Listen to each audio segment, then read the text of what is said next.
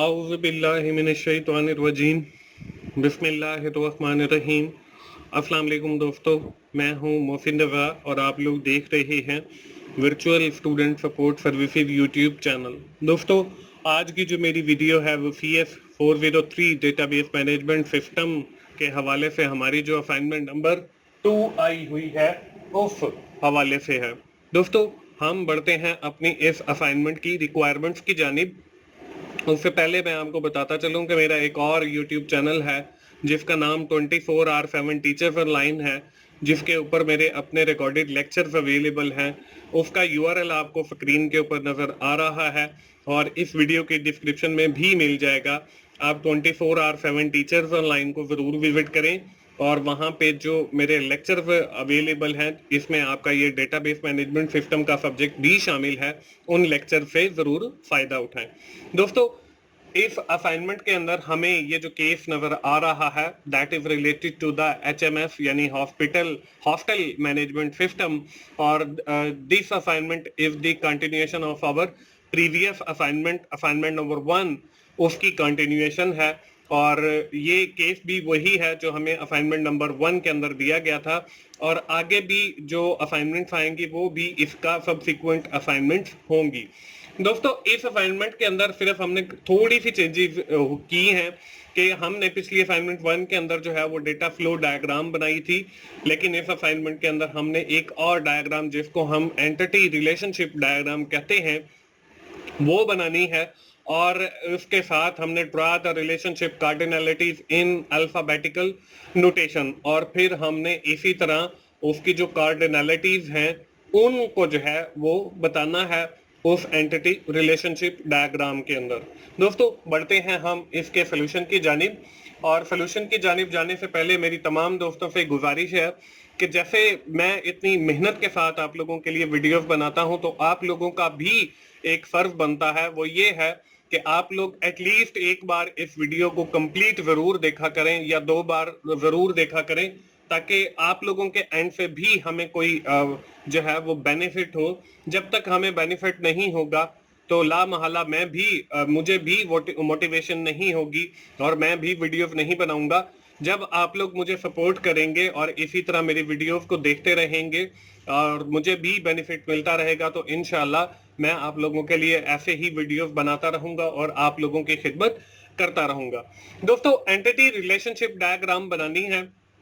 हमने सबसे पहले आपको याद होगा असाइनमेंट नंबर 1 के अंदर मैंने आप लोगों को बताया था कि हमने एंटिटीज आइडेंटिफाई करनी है। हमने वहां पे जो एंटिटीज आइडेंटिफाई की थी वो हमें इस एंटिटी रिलेशनशिप डायग्राम के अंदर भी काम देंगी। सबसे पहले हम उन एंटिटीज को देख लेते हैं। इसमें जो सबसे पहली एंटिटी है वो एडमिन की है, दूसरी एंटिटी हमारे पास स्टूडेंट्स की है, तीसरी एंटिटी हमारे पास स्टाफ की है, चौथी एंटिटी हमारे पास हॉस्टल वार्डन की है, पांचवी एंटिटी हमारे पास विजिटर की है। अब इन एंटिटीज की मदद से जो है हमने एंटिटी रिलेशनशिप डायग्राम बनाना है। दोस्तों, अब एंटिटी रिलेशनशिप के अंदर ये एंटिटीज तो आ गई, अब इनके जो एट्रीब्यूट्स हैं वो हम लोग जो है दिखाएंगे। अब यहाँ पे सबसे पहले एडमिन को देखें। इसमें देखें एडमिन का एक तो आईडी होगा, दूसरा जो है वो एडमिन का पासवर्ड होगा। अब ये हमारे पास एक एडमिन है और उससे रिलेटेड उसके एट्रीब्यूट्स समझ चले, ये आ गए। इसके बाद स्टूडेंट आता है, तो स्टूडेंट का देखें कोई ना कोई आईडी होगा या रोल नंबर होगा। उसके बाद जो है स्टूडेंट का नाम होगा, उसके बाद स्टूडेंट का फादर नेम होगा, इसके बाद स्टूडेंट का मोबाइल नंबर होगा, इसके बाद स्टूडेंट का एड्रेस होगा। तो इस तरीके से हमारी जो दूसरी एंटिटी है वो भी कंप्लीट हो जाती है। दोस्तों, मैं आपको बताता चलूं कि ये जरूरी नहीं है कि जो एट्रीब्यूट्स मैंने ही लिए हैं आप भी सेम एज इट इज वही ही लें। आप इसके अंदर चेंज भी कर सकते हैं। एड्रेस की जगह पे सिटी लिख दें, मोबाइल की जगह पे कॉन्टेक्ट लिख दें। इसी तरीके से आप जो है इनको चेंज करके अपनी असाइनमेंट बना सकते हैं।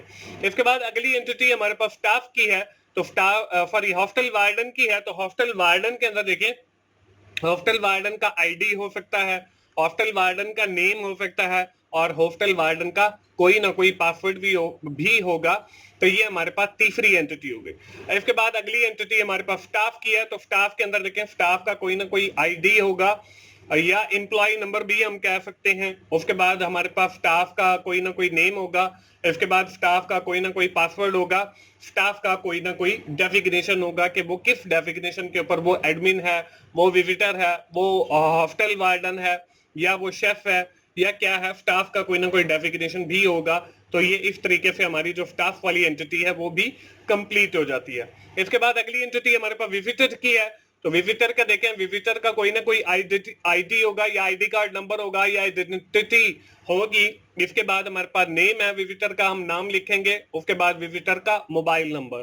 तो इस तरीके से हमारी जितनी भी एंटिटीज हैं वो सारी कंप्लीट हो जाती हैं। और जैसा कि मैंने आपको पहले भी बताया, जरूरी नहीं है कि आपने सिर्फ यही जो है वो एट्रीब्यूट्स लेने हैं या फंक्शनैलिटीज लेनी है, आप इसको चेंज भी कर सकते हैं। और यकीनन आपने चेंज करने हैं, वरना सबका जीरो आ जाएगा, क्योंकि ये सारे जो है हर बंदा ये वीडियो देख रहा है। इसके बाद हम लोग जो है इनका जो रिलेशनशिप है वो डिफाइन करेंगे। ये तो हमारी एंटिटी डिफाइन होंगे।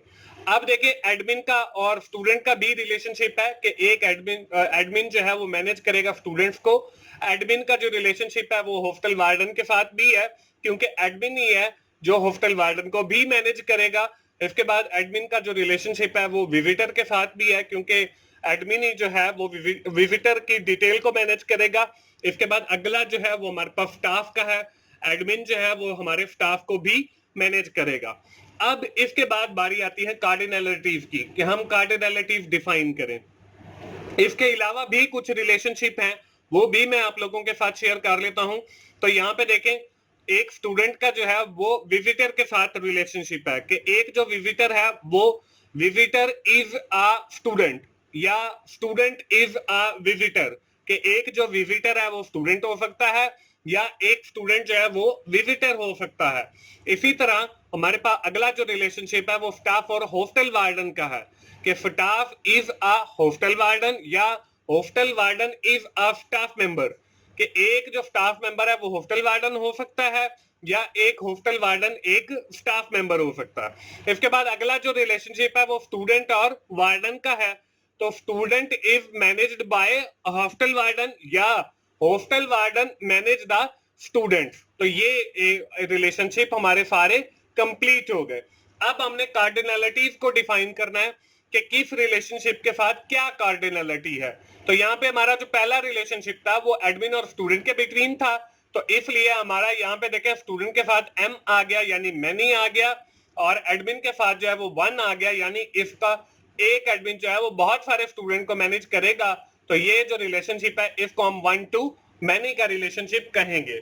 इसी तरह अगला जो रिलेशनशिप है वो हमारे पास एडमिन और हॉस्टल वार्डन का था, कि एक एडमिन जो है वो बहुत सारे हॉस्टल वार्डन को मैनेज कर सकता है, या बहुत सारे जो हॉस्टल वार्डन है वो एक एडमिन से मैनेज होंगे।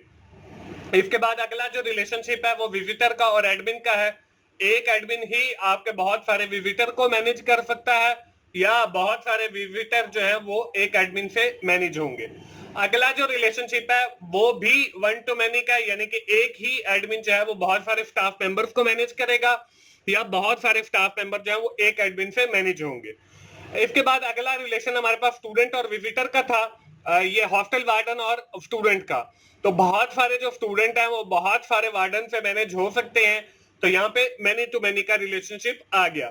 इसके बाद अगला जो है वो हॉस्टल वार्डन और स्टाफ का है, कि बहुत सारे स्टाफ मेंबर जो हैं वो बहुत सारे हॉस्टल वार्डन भी हो सकते हैं, या बहुत सारे हॉस्टल वार्डन जो है वो बहुत सारे स्टाफ मेंबर हो सकते हैं।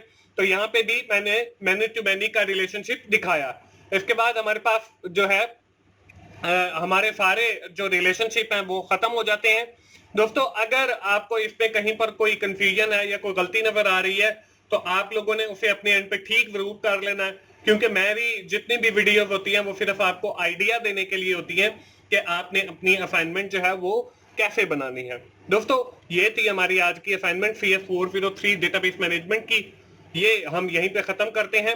आखिर में मैं फिर यही कहूंगा कि 24/7 टीचर्स ऑनलाइन पे जरूर जाएं, और वहां पे जो लेक्चर्स अवेलेबल है मेरे अपने रिकॉर्डेड हैं, उसमें ये डेटाबेस मैनेजमेंट सिस्टम के भी कुछ हैं, 8-10 लेक्चर हैं, उनसे जरूर फायदा उठाएं। दोस्तों, अगर आपको मेरी वीडियो अच्छी लग रही हैं तो आप उन्हें लाइक कीजिए, अपने दोस्तों के साथ शेयर किया करें जिनका ये सब्जेक्ट है, कमेंट जरूर किया करें, इससे मुझे फीडबैक का पता चलता है। और मेरे सारे channel 24/7 teachers online, virtual student support services YouTube channel और की टू सक्सेस को जरूर विजिट करें।